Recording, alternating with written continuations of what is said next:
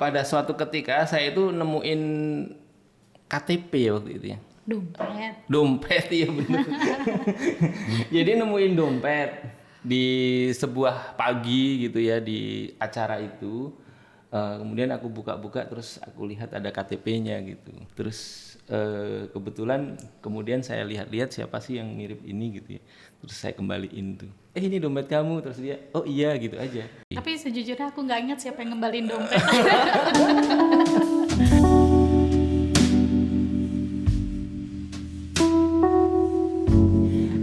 Assalamualaikum warahmatullahi wabarakatuh. Oke, ini pertama kali juga ya kita berdua kayak gini ya? Iya, aku deg-degan. Ngapa ini? Iya, kita deg-degan dan katanya kita mau ditanya-tanya beberapa hal. Mudah-mudahan pertanyaannya Gampang dijawab. Iya, ini perkenalan. Mungkin sudah pada kenal kali ya. Yang belum kenal mungkin ini Ya. teman hidupku ini. Ya, saya istrinya Mas Hussein. Udah berapa lama kita menikah? Lupa. Apa ya? 2004. 2004. Berarti berapa? 19 tahun. 19 ya? Iya, 19. Lama juga. Udah lumayan. Oh iya, namanya siapa? Bunda. Desi. Oh. Lengkap atau enggak?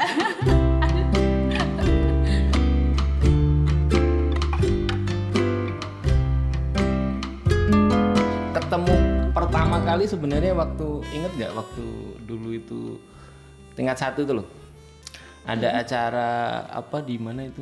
Jadi waktu Sanlat. Jadi di IPB itu banyak acara-acara ekstra kurikuler gitu ya. Ekstra kampus. Itu kebetulan waktu itu tingkat 1 ya. Ya, tingkat masa 1 masa inilah orientasi apa tuh ya, organisasi-organisasi lah. Iya. Jadi waktu itu kebetulan kita kan sejurusan ya. Ya. Bener ya, sejurusan ya. Jurusan rumah tangga. Jurusan menuju rumah tangga. Enggak. Jadi sejurusan waktu itu. Jadi kalau IPB itu ada IPB, kemudian bawahnya ada fakultas.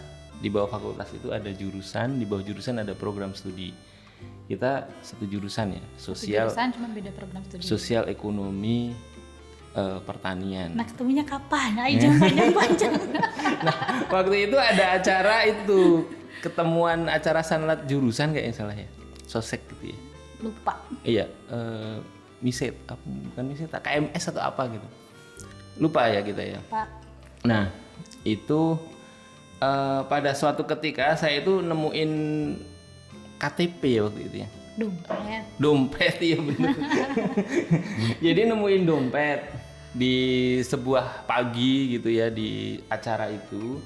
Kemudian aku buka-buka terus aku lihat ada KTP-nya gitu. KTP-nya ada nama Raden Desi Santika. Wah, itu lengkap banget. Iya. Saya profiling gampang. Desi aja udah. Iya. Oh iya Desi gitu ya. Ini orang namanya unik banget sih, aneh masa perempuan tapi namanya Raden gitu. Terus kebetulan kemudian saya lihat-lihat siapa sih yang mirip ini gitu ya. Terus saya kembaliin tuh. Jadi itu pertama kali ketemu saya sama istri saya itu di tingkat 1 IPB. Tapi sejujurnya aku nggak ingat siapa yang ngembaliin dompet. Iya, waktu itu setelah diinget-inget ternyata 4 tahun kemudian ya. Setelah kita mau lulus. Nah, itu kemudian kita ketemu lagi ya.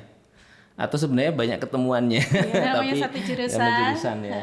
Ketemu kemudian ya itu ketemu pertamanya itu, kemudian setelah itu baru ketemu karena satu jurusan. Ya gitu sih. Kalau pertanyaannya kapan pertama kali ketemu. Iya, itu pertama kali ketemu. Kemudian aku ngembaliin dompet. Ini dompet kamu, terus dia oh iya gitu aja. Oh iya, terus lupa kan. Tapi nggak tahu tuh yang nginget-nginget itu kamu, berarti kamu yang inget dulu. Kalau ngembaliin dompet. Iya. Memang begitu. Oke.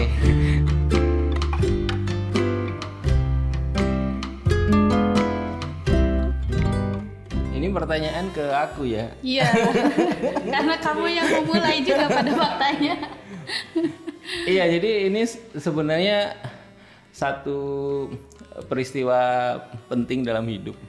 Jadi di akhir masa kuliah itu, waktu itu kan ya di IPB itu banyak lah kajian, banyak agenda-agenda yang ada tuh tentang pernikahan, dan seterusnya. Jadi ada pernikahan tentang keluarga gitu. Nah kemudian membuat anak-anak IPB pada masa itu kalau sudah tingkat 3, tingkat 4 gitu, itu ada kepikiran tuh pengen menikah gitu ya. Tapi bukan saya. Iya. Iya kan? Iya. Jadi ya waktu itu kan ada juga kegiatan yang bikin inget nggak kayak proposal hidup. Aku bukan gitu orang ya. yang bikin begituan juga. Nah, jadi ada waktu itu ada kegiatan kayak gitu kan. Kemudian aku bikin proposal apa kira-kira yang mau dibuat dalam rancangan hidup berikutnya gitu ya. Kayaknya kita udah sering ngomongin ini Iya. kalau misalnya perjalanan mudik saya balik lagi ini diulang-ulang ini udah yang keberapa kali. Iya. Tapi udah tahu berarti ya nanti ya ceritanya. Iya, tapi seneng aja dengarnya. Iya. Jadi proposal hidup tuh waktu itu namanya Pak Jamil Az-Zaini, mungkin teman-teman tahu ya. Itu kan diminta untuk bikin kira-kira apa rancangan hidupmu ke depan gitu. Dia bilang kalau sebuah acara aja harus ada proposalnya gitu, acara yang mungkin tingkat kepentingannya hanya event gitu, ini hidup, nah kamu bikinlah gitu. Makanya waktu itu di tingkat 4 waktu itu aku bikin tuh proposal tuh, apa saja yang mau dicapai. Nah itu kemudian aku bikin 4 checklist, 4 impian lah, 4 dream gitu. Yang pertama itu madrasah waktu itu. Jadi pengennya nanti tetap melanjutkan studi sampai jenjang waktu itu ya kalau bisa S2 atau S3 gitu ya. Kemudian tetap belajar gitu ya, itu madrasah. Kemudian yang kedua itu ma'isyah. Jadi setelah nanti aku lulus kira-kira aku bisa bekerja. Waktu itu di proposal itu ditulis kira-kira pengennya punya pendapatan 10 kali UMR gitu waktu itu. Terus yang ketiga waktu itu aku nulis tentang membentuk keluarga yang sakinah mawaddah warahmah gitu. Jadi itu yang ketiga. Kemudian yang keempat dakwah. Jadi 4 itu, madrasah, ma'isyah, keluarga sakinah mawaddah warahmah, dan dakwah. Dakwah pengennya nanti bisa sharing ke banyak orang tingkat nasional waktu itu. Jadi itu dream akhir kuliah itu kayak gitu. Nah dari situlah hal-hal yang lain itu kemudian perlu dimasukkan kan. Salah satunya adalah ini kalau mau sekolah nanti sekolahnya kira-kira mau kemana lagi setelah dari IPB. Kemudian yang kedua kalau mau kerja dalam bidang apa. Yang ketiga itu tadi kalau mau membentuk keluarga yang sakinah mawaddah warahmah itu sama siapa, terus bentuknya kayak gimana. Yang keempat dakwahnya harus kayak gimana gitu. Jadi di tingkat 4 itu kemudian saya mulai mikir siapa nih kira-kira yang pas gitu ya. Nah, akhirnya kayak nggak ada deket-deket aja gitu. iya, sesuai dengan teori jodoh itu ya, ada similarity, ada proximity sama frekuensi, itu yang sering aku jelasin di YNTV gitu. Aku nggak tahu ya. Similarity itu soal kesamaan. Walaupun kemudian setelah aku pikir-pikir kan kita ini kan banyak perbedaan ya. Emang waktu itu pakai teori itu? Enggak, aku kemudian ternyata dulu aku pakai teori itu. Secara nggak sadar. Iya, secara nggak sadar. Jadi ada aspek similarity, kesamaan. Ya kesamaan itu kan berarti ya sama-sama apa? Sama-sama kuliah di IPB, sama-sama jurusan gitu kan biasanya. Dan orang menemukan jodoh kayak gitu biasanya. Yang kedua proximity, kedekatan. Kedekatan nih kalau similarity itu aspek material, biasanya kalau proximity ini aspek non material kayak visi gitu ya, cita-cita gitu, kayaknya mikirnya kayak gimana gitu. Nah dari situ tuh, ini sebenarnya aku agak malu ini. Aku juga malu ini nggak tahu mau apa. Waktu itu kemudian siapa ya gitu. Ya kita lihat aja yang ada gitu ya. Ya karena ketemu dengan beberapa orang yang ada di jurusan, kemudian beberapa aktivitas juga sering lihat, kemudian kemudian dari titik itulah mungkin ada apa istilahnya, ada atensi awal gitu. Nah ceritanya waktu itu ini percaya nggak percaya ya, waktu itu kan diminta untuk sholat istikharah ya. Itu bagi yang malu. Pas sholat ya minta sama Allah, ya Allah tunjukkan kira-kira jodoh yang tepat yang mana gitu. Segitu usahanya niat, jadi memang niat banget gitu. Nah terus beberapa waktu aku tuh mimpiin istriku ini, calon istri dulu ya, atau temenku itu. Padahal udah ngincer sebelumnya juga bisa gitu ya. Jadi bawa mimpi gitu. Iya. Akhirnya ya sudah, aku langsung telepon ke dia waktu itu. Ke kosan gitu. Waktu itu kan belum zamannya handphone ya, jadi nelpon rumah ya, gitu kan. Nggak bisa stalking juga karena kita kan nggak tahu sosial media dan seterusnya. Jadi aku bilang aja, kalau aku tanya waktu itu, ini udah punya calon belum? Gitu. Aneh banget ya. Terus dia bilang, ini ada apa gitu dia? Ya gitu ya. Terus aku sampein aja itu cerita itu. Terus akhirnya dia minta waktu. Kamu minta waktu 1 minggu ya waktu itu ya? Untuk lupa juga ya. Mikirin itu. Yang jelas nggak langsung dijawab lah ya. Nggak langsung dijawab. Ini kan, apa? Orang juga lagi pusing bikin skripsi, nanya-nanya begitu. Iya, jadi waktu itu kita sama-sama tingkat akhir ya. Aku juga skripsi belum selesai. Belum selesai. Terus ya sudah, aku beranikan diri untuk menyampaikan itu, dan akhirnya ada jeda waktu ya. Kemudian setelah, mungkin kamu, langkah apa sih kamu yang Bunda lakukan selama beberapa hari itu? Nggak tahu. Iya. Apa ya? Ya nanya-nanya lah ke keluarga gitu. Kadang nggak ada niatan buat nikah juga waktu itu. Gitu Maksudnya sudah dalam jangka waktu dekat gitu. Nggak terpikir lah. Pengennya udah skripsian, lulus, kerja gitu ya, berkarir, melanglang buana entah kemana. Tiba-tiba ini ada orang yang melamar gitu kan, nanyain. Tadinya mau di skip aja gitu. Mau di skip aja dalam artian udahlah gitu, gampang tinggal bilang enggak kan. Cuman dipikir-pikir, kasihan juga ya, dia tuh nanya pasti udah pakai effort. Itu berarti iba bersemukan cinta atau belum ya? Atau nggak sama sekali? Ya yang jelas ya bukan tipe lah kalau bicara nanya tipe-tipe gitu ya. Ya bukan tipe, tapi karena ada orang udah nanya, dia pasti pakai usaha ya, memberanikan diri, dia serius mesti gitu kan ya. Dari sisi performance juga ya terkenal sebagai teman yang serius lah. Salah satu pelajar yang serius melakukan berbagai hal gitu ya. Udah ya, jadi akhirnya tidak disampaikan kata tidak begitu saja gitu. Jadi ya dipikir-pikir, ditanya-tanya sama nanya-nanya gitu sama orang tua terutama. Ini ada orang begini-begini gitu. Wah, waktu itu mama ya almarhumah langsung setuju. Ya kenapa? Karena kok ini anakku yang ini nggak ada tanda-tanda bawa siapa-siapa ke rumah.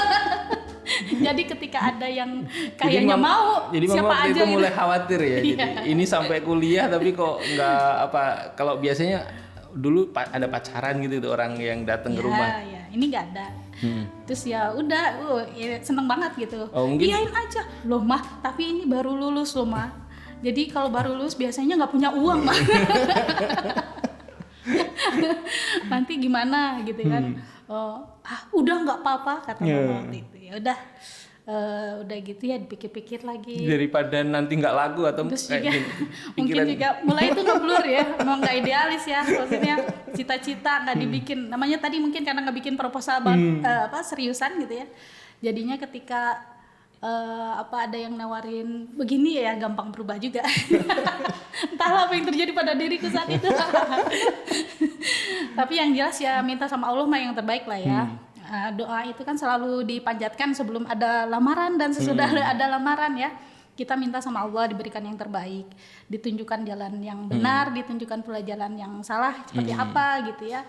Itu selalu dipanjatkan, walaupun mungkin pada masa itu, pada usia itu masih banyak hal yang ngeblur ya di kepala kita ya.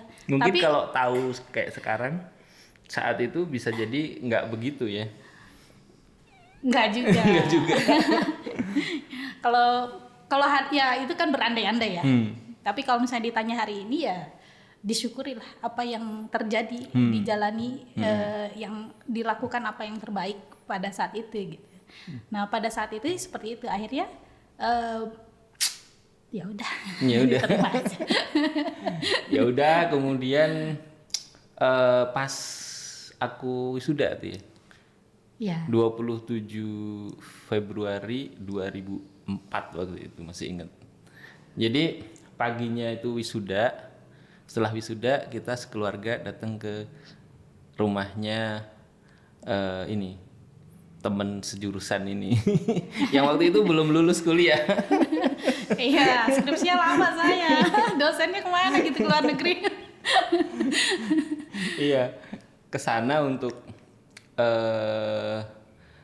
menyampaikan maksud ya keluarga besar ke keluarga besarnya Bunda ini Desi ini gitu ya waktu itu ya. Iya. Nah dari mulai tahap itu kemudian ya kita baru kenal lebih deket ya, ta'aruf ya, waktu masa itu, ta'arufnya setelah itu ya. Ya ada sudah itu mulailah ya. Berarti apa itu namanya kalau yang ditelepon tuh? Apa sih bahasa itu? Iya katanya ta'aruf. Ta'aruf ya. Iya. Dan ternyata sepanjang itu banyak perbedaan ya. Ya banyak, cuma Banyak. namanya masih muda ya. Mungkin kalau anak muda sudah bisa membayangkan apa yang terjadi pada masa pernikahan, mungkin dia bisa jadi memilih tidak menikah. Jadi waktu setelah itu kemudian kita ketemu di kampus itu. Aku masih inget tuh, walaupun kamu pasti nggak inget ya. Enggak. Apa tuh? Pernah? Dia ngomong, oh ini yang mau menemaniku sehidup semati nanti. Iya. Di perpustakaan waktu kita apa tuh kembaliin buku atau apa gitu. Oh iya. Masih inget ya. Aku. Iya, jadi memang dari proses itu, setelah itu kemudian aku lihat kita banyak perbedaan ya. Iya. Laki-laki perempuan beda, suku juga beda. Aku Jawa, dia Sunda dengan kultur yang beragam gitu. Iya waktu itu kan perbedaannya juga bisa didapatkan itu melalui komunikasi ya. Tapi komunikasi kita komunikasi terbatas dan diusahakan masih dalam koridor syariah ya. Bukan yang pergi kemana-mana gimana berdua kan. Nggak pernah ya. Waktu keluargaku ke rumahnya Desan ya dulu dipanggilnya, Desi Santika. Saking banyaknya nama Desi. Iya, Desi banyak, ada Desi apa gitu nih. Ini Desi Santika jadi panggilnya Desan. Itu keluarga gue agak kaget juga karena disuguhin tehnya tawar kan waktu itu ya. Bener ya? Teh tawar gitu. Jadi di Sunda itu tehnya teh tawar. Tapi walaupun tehnya tawar tapi kenangannya manis.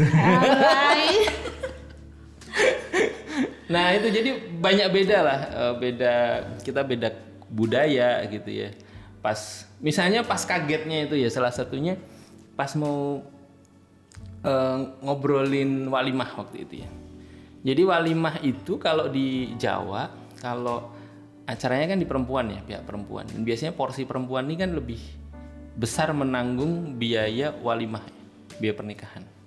Sedangkan kalau di Sunda, nih ya teman-teman yang nanti mau dapet orang Sunda ya, itu tradisinya itu biaya pernikahan itu porsinya lebih besar ditanggung pihak laki-laki. Gitu bener ya? Ya secara umum. Jadi itu hal yang pertama kali kita agak kaget gitu. Oh gitu. Orang Jawa kaget. Orang Jawa kaget. Nah, tapi kemudian perbedaan-perbedaan ini termasuk yang tadi itu bisa dibicarakan ya alhamdulillah waktu itu ya semuanya. Ya terutama baik dari mungkin orang tua maupun kita semua. Peran kita berdua ya maksudnya walaupun belum menjadi suami istri itu assignment tugas pertama kita menjembatani kedua keluarga besar. Jadi walaupun misalnya kita juga ada perbedaan pendapat dalam masalah itu, saya juga bertanya-tanya waktu itu. Waduh, gimana ini? Kok kayak begini? Terus akhirnya nggak kemudian apa pendapatnya dari pihak calon besan gitu, itu disampaikan bulat-bulat gitu ya ke pihak keluarga perempuan gitu ya. Begitu pula sebaliknya gitu ya. Jadi ada hal-hal yang kita coba apa nih baiknya bagaimana menyampaikannya gitu supaya istilahnya tidak terjadi gesekan-gesekan yang akan membawa yang meruncing yang meruncing gitu. Secara nggak sadar kita melakukan tugas-tugas itu ya. Maksudnya walaupun kita belum menikah pada saat itu. Jadi mengkomunikasikan dengan porsinya yang kira-kira pas gitu ya, supaya nggak kaget. Gitu. Karena memang ada beberapa cerita juga itu kemudian nggak jadi gara-gara itu. Iya, gara-gara itu misalnya, ataupun misalnya gara-gara minta mahar ya yang sekian gitu, itu bisa nggak jadi gitu. Tapi ini bukan ngomongin kasus viral kemarin sih. Maksudnya dalam kehidupan nyata juga banyak hal terjadi seperti itu kan ya. Akhirnya gara-gara masalah teknis ya mungkin, atau mungkin suatu hal yang prinsip mungkin bagi banyak orang ya.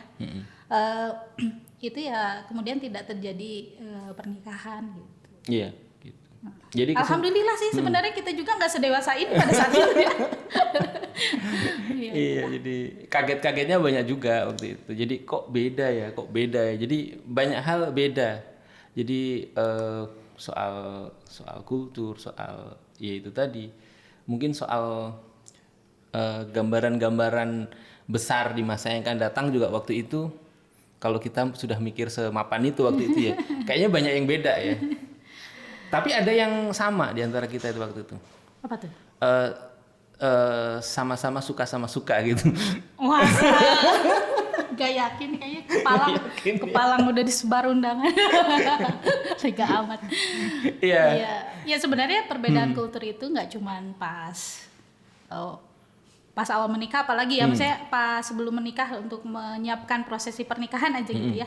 Tapi lebih banyak lagi juga ketika sesudah menikah, sesudah akad ya.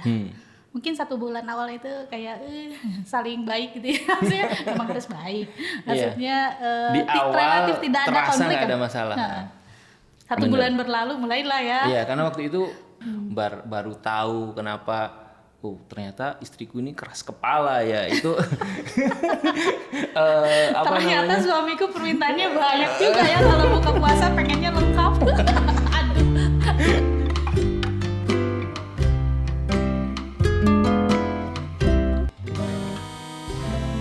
Woi, jangan cuma bengong doang.